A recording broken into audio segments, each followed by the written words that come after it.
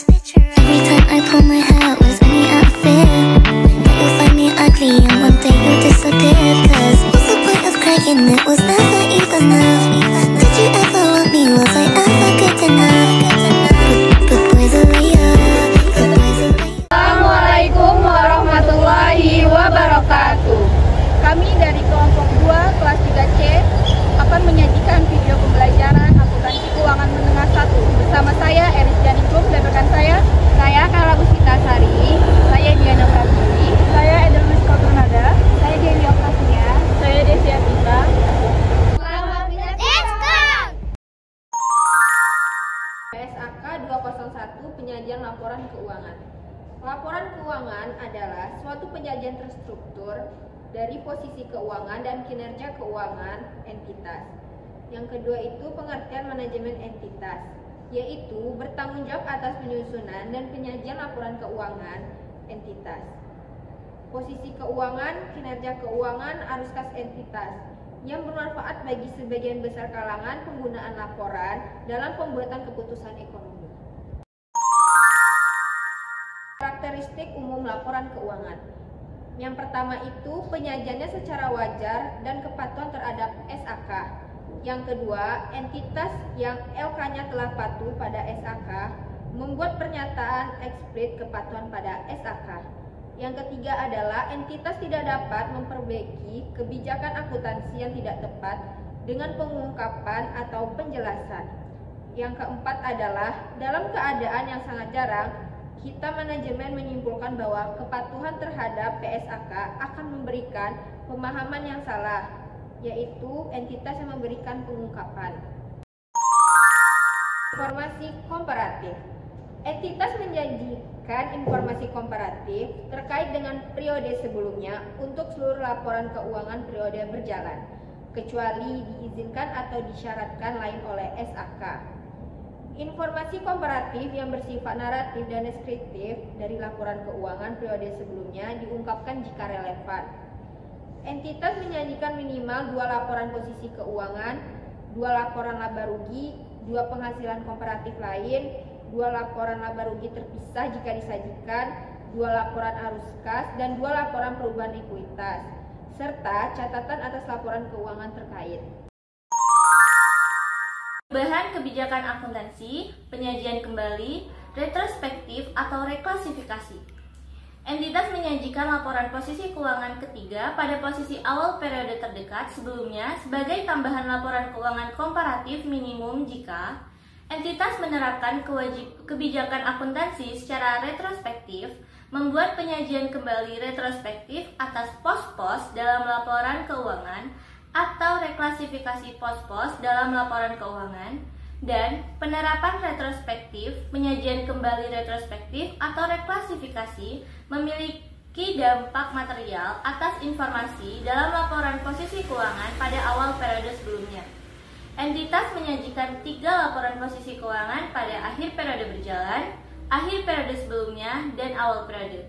Jika entitas merubah penyajian atau pengklasifikasian, entitas mengungkapkan sifat, jumlah, dan alasan reklasifikasi. Struktur dan isi laporan keuangan. Pengungkapan arti luas yaitu penyajian dalam LK atau pengungkapan dalam CALK. Identifikasi laporan keuangan. Entitas mengidentifikasikan laporan keuangan secara jelas dan membedakan dari informasi lain dalam dokumen publikasi yang sama. Menyajikan informasi berikut.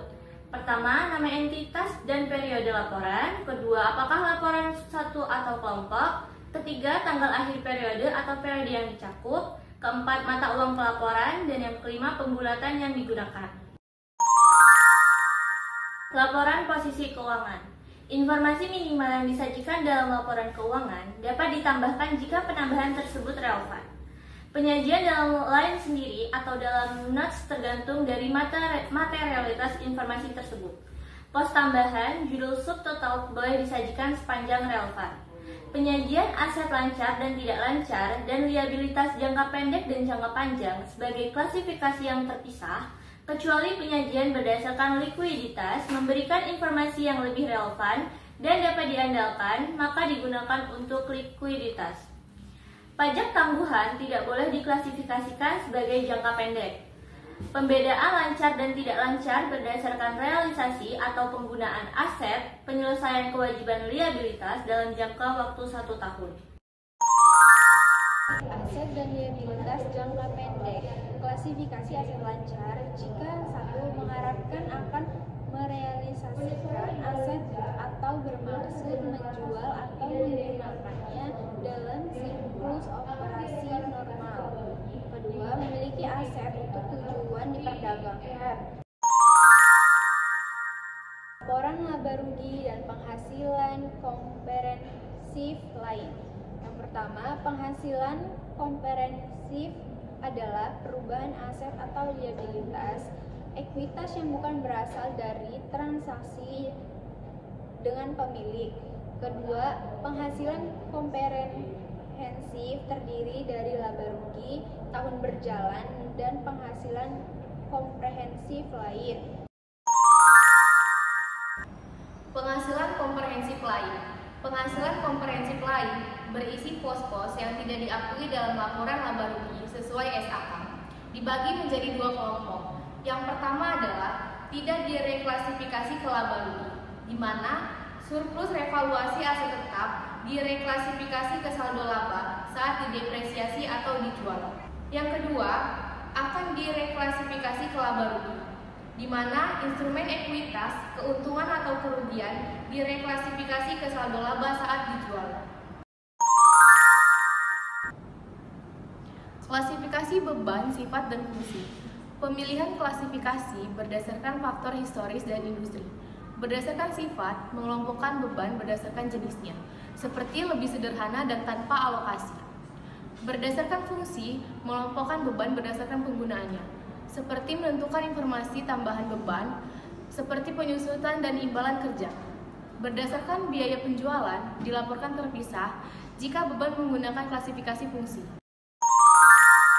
Laporan perubahan ekuitas menunjukkan total laba rugi komprehensif yang diatribusikan kepada pemilik entitas induk dan pihak non-pengendali. Pengaruh retrospektif. Pengaruh penerapan retrospektif untuk tiap komponen ekuitas. Rekonsiliasi. Saldo awal dan akhir periode mencakup laba rugi, pos pendapatan komprehensif, dan transaksi dengan pemilik. Laporan arus kas. Laporan arus kas yaitu informasi arus kas memberikan dasar bagi pengguna laporan keuangan untuk menilai kemampuan entitas dalam menghasilkan kas atau setara kas dan kebutuhan entitas dalam menggunakan arus kas tersebut.